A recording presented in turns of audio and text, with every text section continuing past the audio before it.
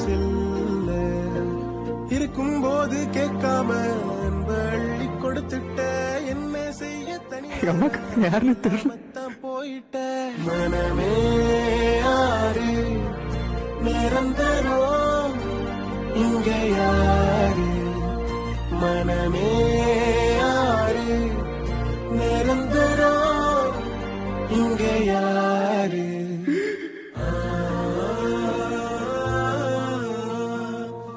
அடுத்த 6 மாசத்துல அவங்கள விட்டு போயிட்டாங்க.